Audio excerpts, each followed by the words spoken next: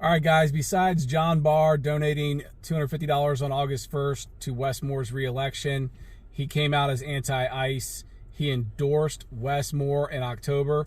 He said he's going to squeeze the federal government for money for Washington County for the utilities for the ICE facility in Williamsport.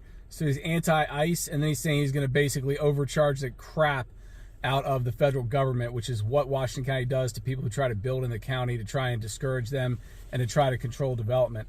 Also, this video is Christian Alshire, who is a councilman for City of Hagerstown.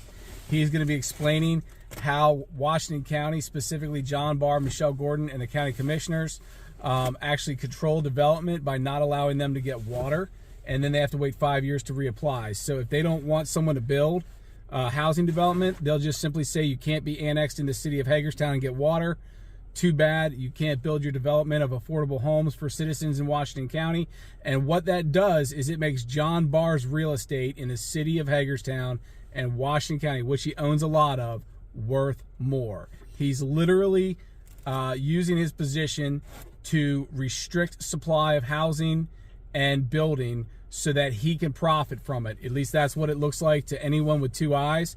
And Christian Alshire is calling him out for it. So here is Christian Alshire explaining how the county is responsible for the shortage of housing and is artificially inflating our real estate market.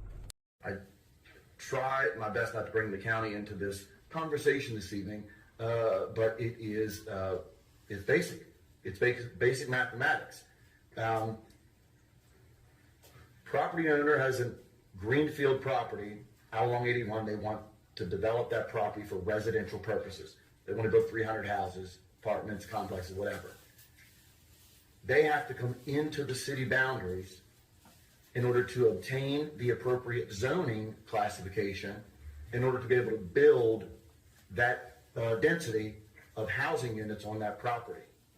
However, that requires annexation. And the annexation process goes through the county process, and the county gets to decide whether they're going to waive the difference between city and county zoning, or whether they're going to say, we're not going to waive it. Property owner, you got to wait another 5 years before you're allowed to engage the city in being able to develop that property.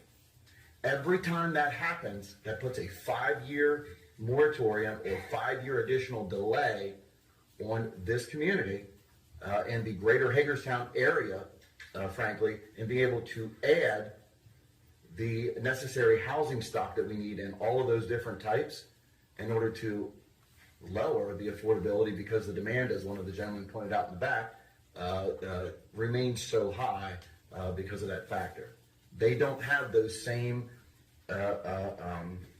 limiting factors in communities to the north and south of us that we are sort of imposing upon ourselves unnecessarily here.